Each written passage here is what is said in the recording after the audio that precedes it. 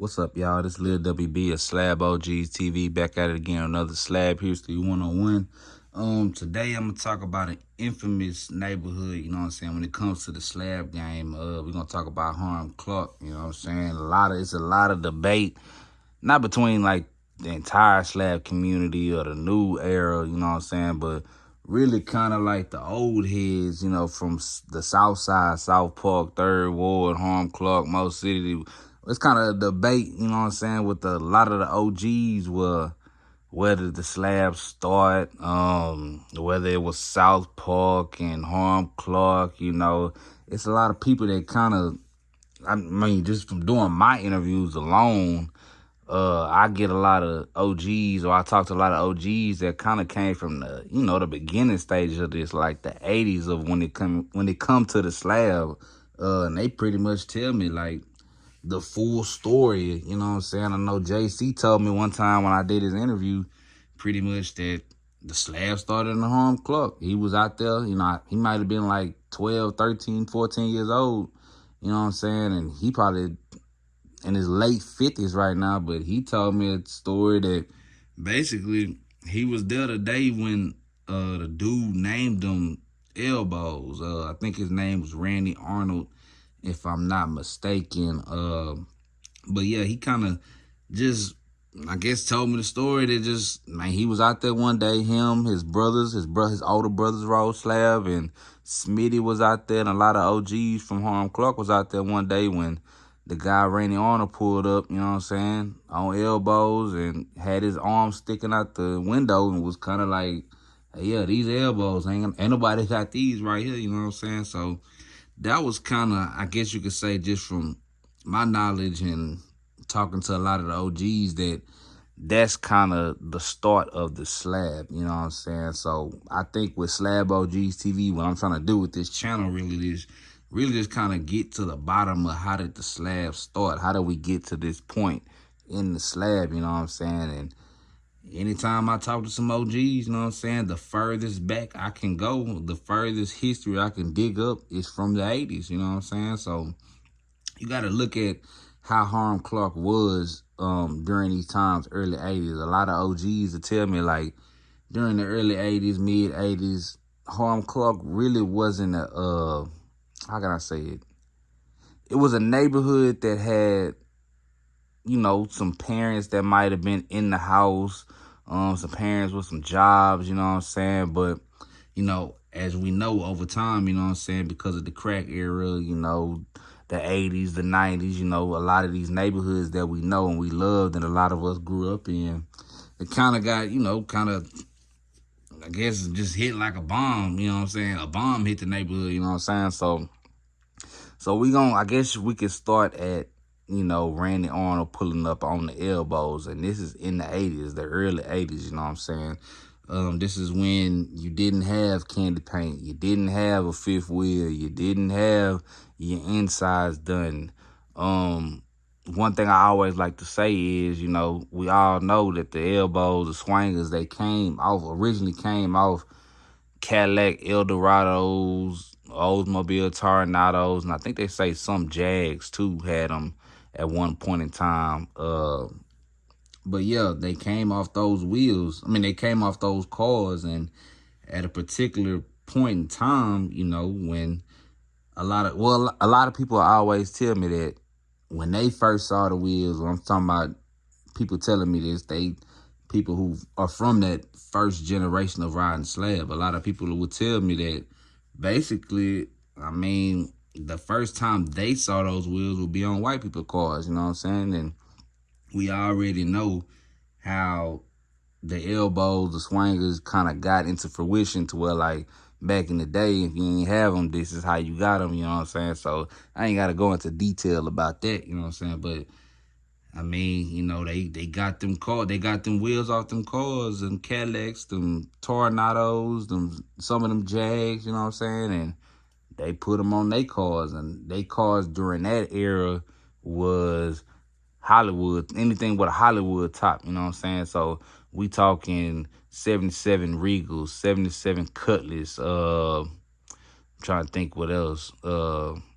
77 Regal, 77, because those are the main things, you know what I'm saying, that they rolled in during that time. So a lot of you ain't have too many shops that could cut a Hollywood top, a T-top in, you know what I'm saying, in the car. So what a lot of those guys was doing in Hiram Clarke, I mean, obviously in other neighborhoods too, but just talking specifically about the Slab in the first generation, you know what I'm saying?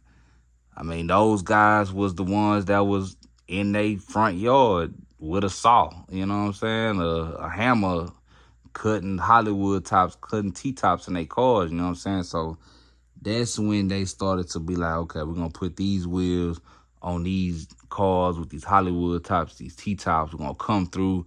Then they kind of got into the bang era where I'm going to say, like, I'm just kind of guessing. It's not really a fact. I'm kind of guessing maybe like the mid 80s, you know, when people started getting a lot of subwoofers, you know what I'm saying, and putting a bunch of 6x9s in their back seat, taking the whole back seat out and putting 6x9s in their cars, you know what I'm saying? So this kind of like the era of it, you know.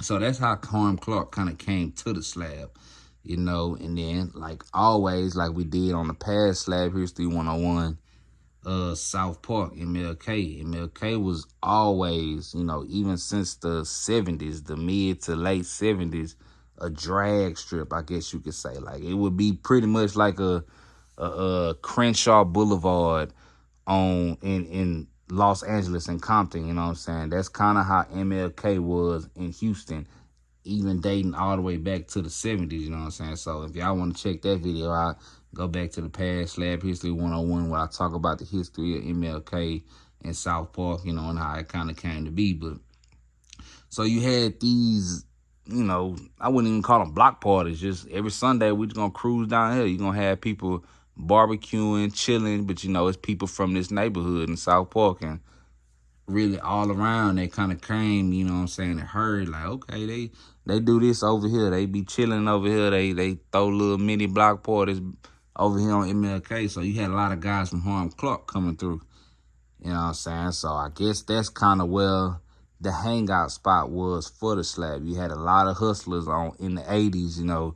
This, like I say, this the crack era. So this is a lot of hustlers from the 80s, you know what I'm saying? That's where they gonna go chill at, you know what I'm saying? It's gonna be South Park.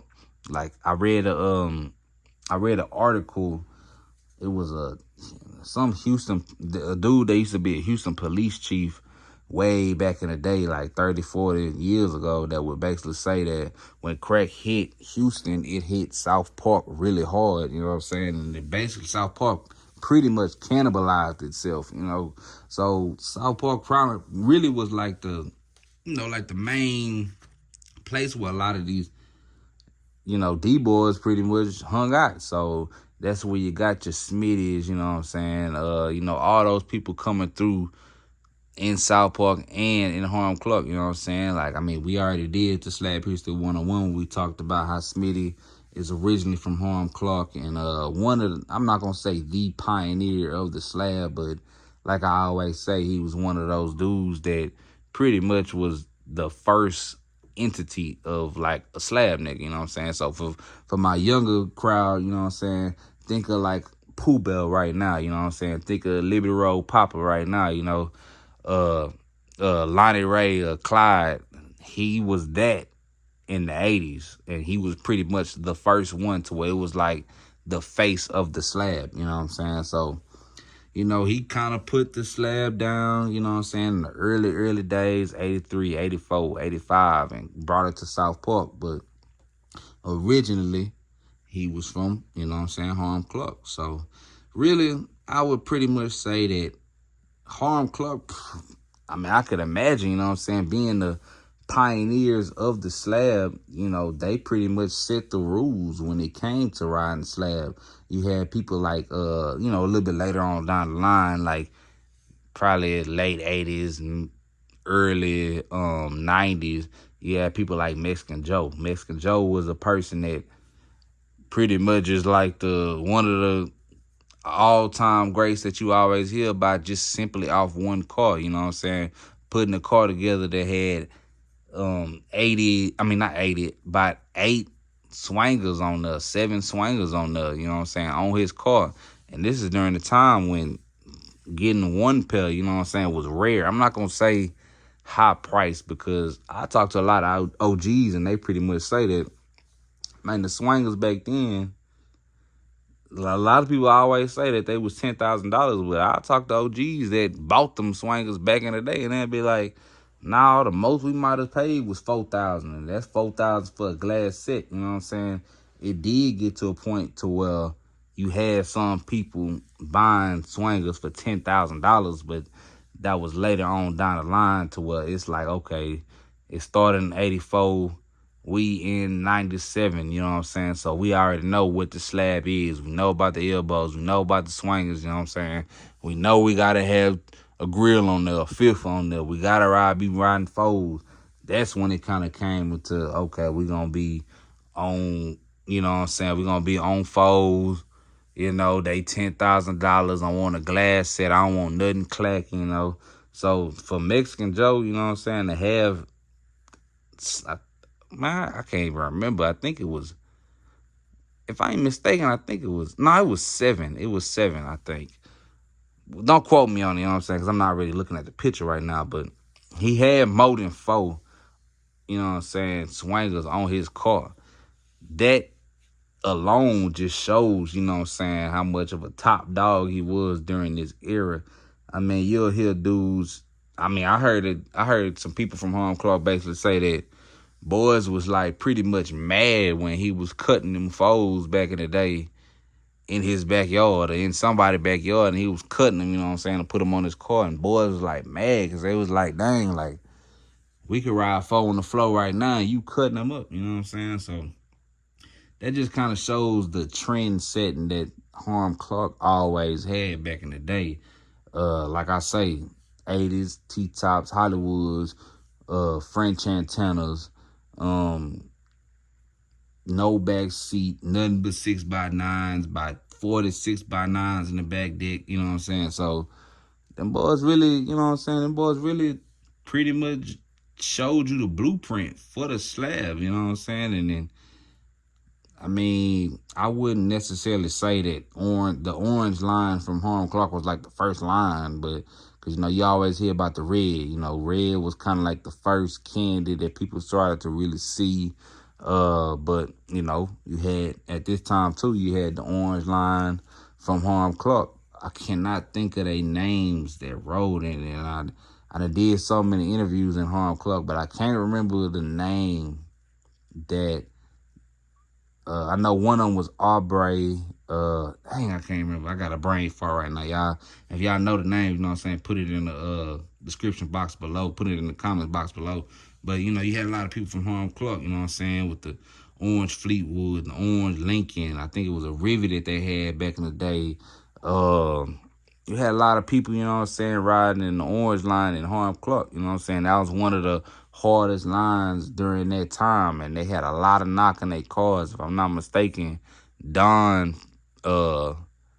did pretty much all their cars, and he was from Hiram Clarke, but then I did an interview in Bryan, Texas, and, you know, they was claiming that pretty much Don was really from Bryan, you know what I'm saying, had trunks knocking out in Bryan first, and then went to Hiram Clarke and blew up out there, you know what I'm saying? So that's one thing, and that's another thing Hiram Clarke known for is the music that they put in their cars, you know what I'm saying? You got all these speakers in there, they done up right, they wired right, you know what I'm saying? So when pretty much back in the day, you know what I'm saying, 80s and the 90s, I mean, if you riding Slab and you see them boys from the Clarke come through, I mean, you really knew that, okay, them boys was from the Clarke, because they Slab gonna be done up all the way white, all the way right.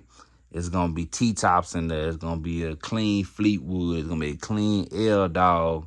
It's gonna be, you know, Mexican Joe coming down, you know what I'm saying, in the stretch. I mean, these boys really set the blueprint. When you really sit there and kind of think about it, they was like the first in every aspect of the slab, you know. I'm not gonna say necessarily like a bumper kit, grill, you know what I'm saying, belts. They wasn't the first in that, but just the epitome of, Okay, in the 80s, they riding Hollywood tops.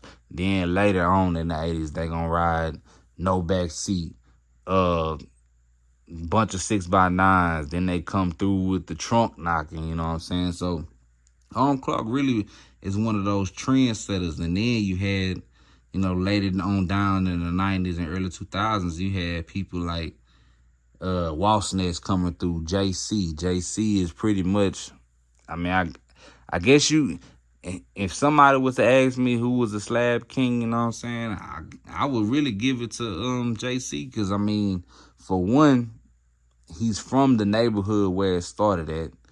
Two, he is, ever since he started riding slab early in high school, he has never stopped, you know what I'm saying? And then on top of that, he was there when the dude Randy Arnold pretty much named the 84 spoke wild Williams, elbows, you know what I'm saying? So how can he not be the king, He gonna always do it upright. It might not be as, I guess you could say, loud as people put cars together now, you know what I'm saying? People nowadays, you kind of gotta, the slab been around for a minute now, so people are, do stuff that never been done before, when it come to early 2000s and they riding suicide doors and the trunk going the opposite way, or the back doors falling down, you know what I'm saying? He might not have did it that loud, He might have just been like, okay, I'm going to give me a Grand Prix and put Hollywood top in that hoe. And then, I'm going to ride like that. No back seat in there. I'm going to paint it orange. But just the fact that, you got people that's going to do it right and do it the right way. JC really one of those people that did that, you know what I'm saying?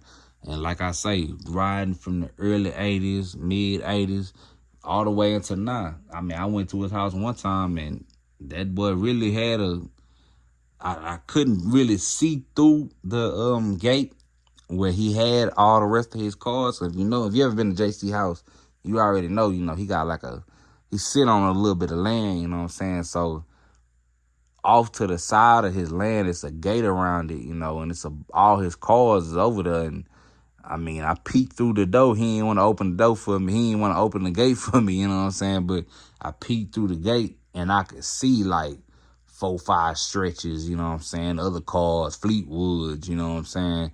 L Dogs, this just was parked over there, you know what I'm saying? So, he one of the OGs that really is kind of like a pioneer, And then the fact that it's a lot of people in Hiram Clarke riding now, you know what I'm saying, that over the years since the beginning, it really shows the test of time, you know what I'm saying, that Hiram Clarke really done went through when it come to this slab, You got people like, I'm not gonna name all the names, but it's a lot of people that done came out of Hiram Clarke just in the last 10 years that just, when they put a car together, like, it's gonna be done up the most correct way. So I could only imagine the pressure, you know what I'm saying, that a lot of those youngsters, you know what I'm saying, that riding right now, rolling in the last 10 years be feeling when they do put a car together. Because, I mean, you putting a car together and you from Hiram Clarke, I would assume a lot of the OGs gonna really be on your ass, you know what I'm saying? So,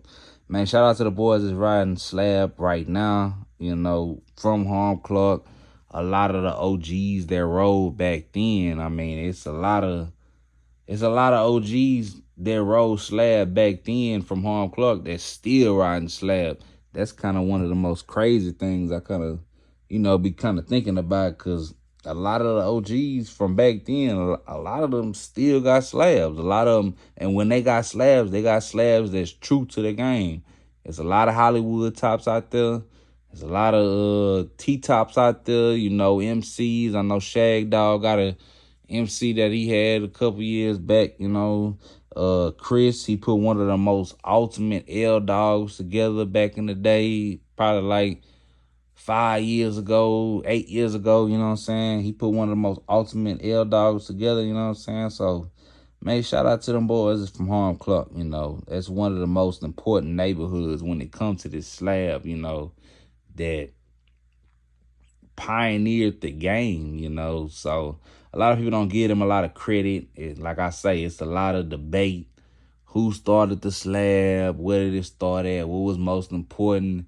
I think a lot of OGs from South Park would pretty much say that, of course, we know MLK is the most important part of the slab, but I mean, when I do my history, when I do my research to see where did this kind of start from, just the research that I've gotten so far, Hiram Clarke pretty much is the beginning of the slab, you know. It's a lot of history from back in the day, from each era, 80s, 90s, you know what I'm saying? Early 2000s, mid 2000s, and then all the way up into 2024, you know. So, man, shout out to the boys over there, you know, in Hiram Clarke. Man, the SlabOgsTV. Like I always say, let me know if y'all want me to interview some people from your neighborhood, some people you knew, you know what I'm saying, your daddy, your pops, your uncle. Man, y'all let me know, you know what I'm saying. Anybody I want me to do on Slab History 101, man, y'all let me know, man. This Lil WB, SlabOgsTV, we out.